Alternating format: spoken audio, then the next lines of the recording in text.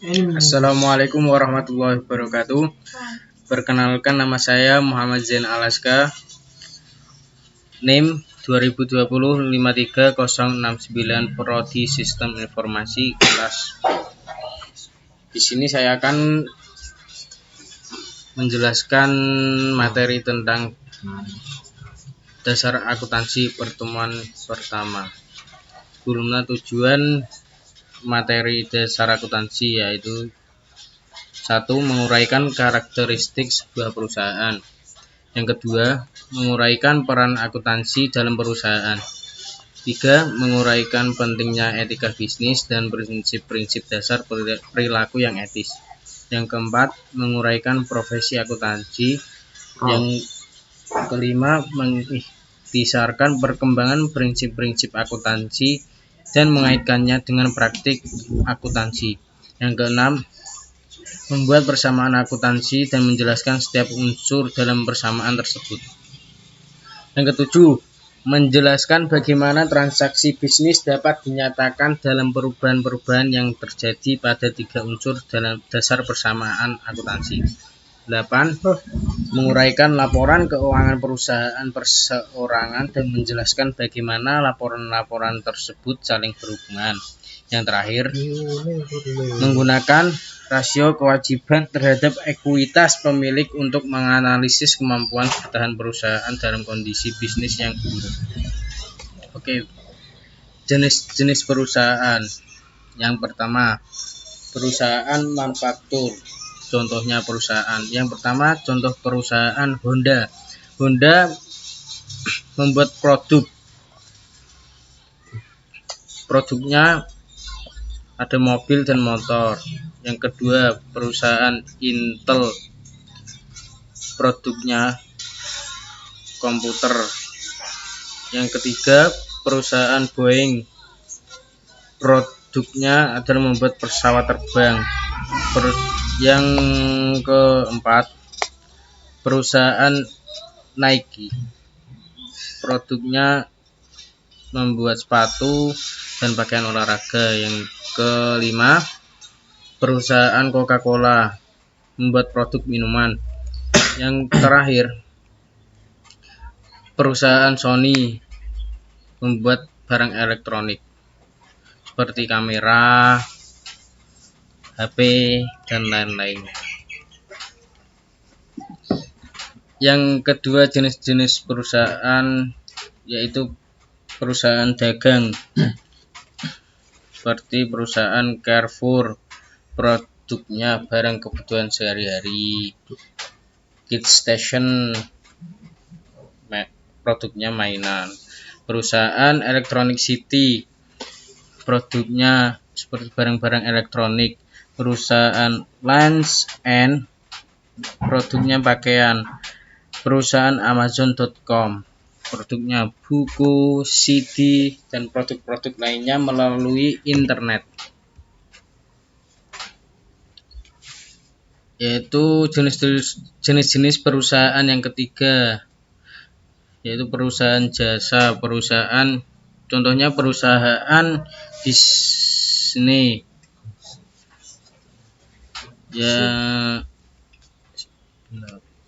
Disney produknya hiburan.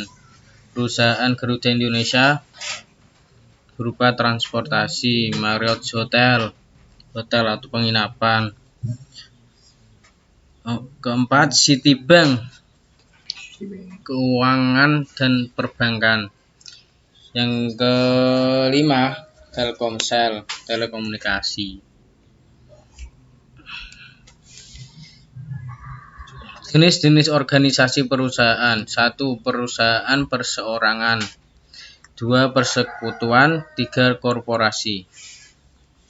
Oke, kita memasuki yang pertama, perusahaan perseorangan. Perusahaan perseorangan dimiliki oleh perorangan. Keunggulannya, kemudahan pengaturan biaya pengelola. Kemudahan pengaturan. Yang kedua, biaya pengelolaan yang rendah. Kelemahan, sumber daya keuangan yang terbatas. Yang kedua, kewajiban yang tidak terbatas. Yang kedua, perusahaan persekutuan. Perusahaan persekutuan ini dimiliki oleh dua atau lebih individu yang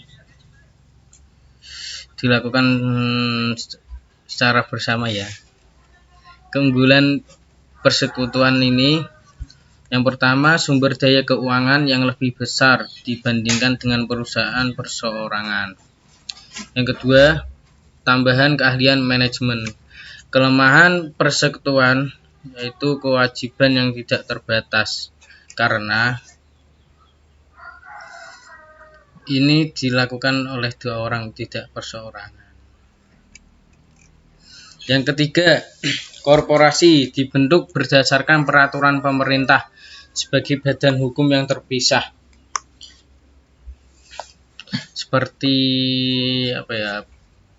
PT Kereta Api Indonesia itu sudah diatur oleh pemerintah. Keunggulan korporasi yaitu kemampuan untuk mendapatkan sumber daya dalam jumlah besar melalui penerbitan saham. Kelemahannya, mendapatkan pengenaan pajak ganda. Jadi ganda pajaknya membayar lebih ya. Strategi bisnis. Strategi bisnis adalah serangkaian rencana dan tindakan terintegrasi yang didesain bagi perusahaan sebagai sarana untuk memperoleh keuntungan melebihi pesaingnya sekaligus untuk memaksimalkan laba. Yaitu terdiri atas strategi biaya rendah dan strategi diferensiasi.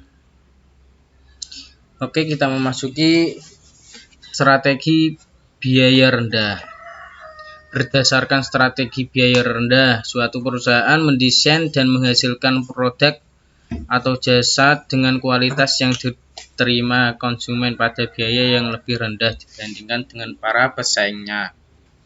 Contohnya Line Air dan Air Mineral Feed.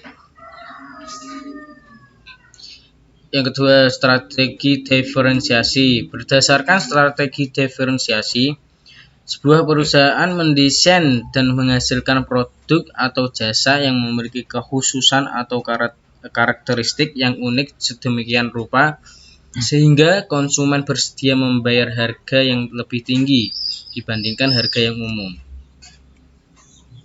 Ya, contohnya Designer Bian dan Electrolux.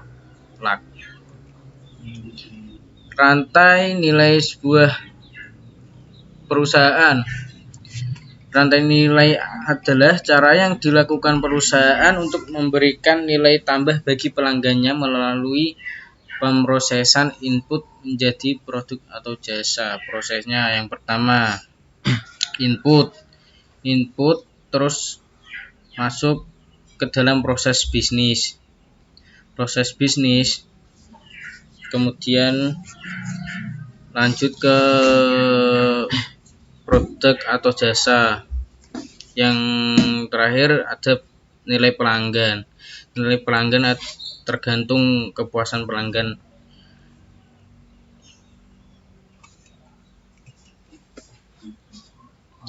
Yang selanjutnya, pihak-pihak yang berkepentingan. Pihak-pihak yang berkepentingan terhadap perusahaan adalah perorangan atau entitas yang mempunyai kepentingan dalam menentukan kinerja perusahaan. Proses penyediaan informasi. 1. Mengidentifikasi pihak-pihak yang berkepentingan. Yang kedua, menilai kebutuhan informasi dari pihak-pihak yang berkepentingan. Ini contohnya ya, pihak berkepentingan. Yang internal adalah pemilik, manajer, karyawan. Eksternal pelanggan, kreditor, pemerintah. Yang eksternal ini tugasnya yaitu menilai kebutuhan informasi dari pihak-pihak yang berkepentingan. Pihak yang berkepentingan artinya yaitu pihak internal ini.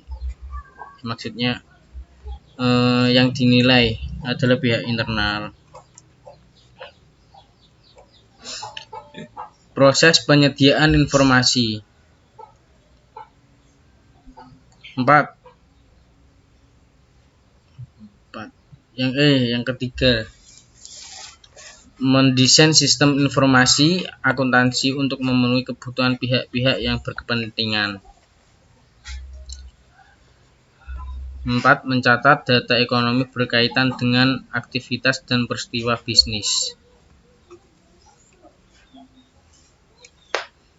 Ini semua masuk ke dalam sistem informasi akuntansi. Proses penyediaan informasi.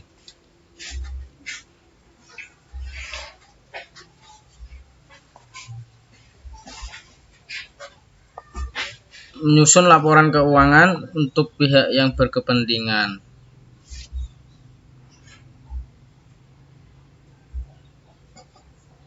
Sistem informasi akuntansi tugasnya melaporkan keuangan kepada pihak berkepentingan, seperti yang pertama internal, yaitu pemilik, manajer, karyawan. Yang kedua yaitu eksternal, pelanggan, kreditor, pemerintah. Etika bisnis. 1. Hindari pelanggaran etika yang kecil. Kedua, pusatkan perhatian pada reputasi jangka panjang. 3. Bersiaplah menghadapi konsekuensi yang kurang baik bagi diri Anda bila berpegang pada perilaku etis. Yaitu prinsip. Kita harus mempunyai prinsip moral yang menjadi dasar bagi perilaku yang etis. Profesi akuntansi. Akuntan yang bekerja pada perusahaan bisnis atau organisasi nirlaba disebut sebagai akuntan swasta. Sedangkan akuntan dan stafnya yang memberikan jasa akuntansi berdasarkan honor disebut sebagai akuntan publik. Prinsip-prinsip akuntansi yang berlaku umum.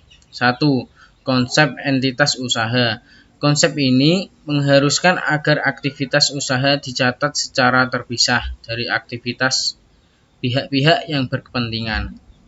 Ya, pihak-pihak yang berkepentingan tadi ada internal dan eksternal. Yang kedua, konsep biaya. Konsep biaya adalah dasar untuk mencatat harga pertukaran atau biaya akuisisi dalam catatan akuntansi. Selanjutnya, prinsip-prinsip akuntansi yang berlaku umum. Konsep objektivitas. Konsep ini mengharuskan agar catatan dan laporan akuntansi didasarkan pada bukti yang objektif. Yang terakhir, konsep unit pengukuran. Konsep ini mengharuskan data ekonomi dicatat dalam satuan mata uang. Oke, materi pertama telah selesai. Sekian yang dapat saya jelaskan. Assalamualaikum warahmatullahi wabarakatuh.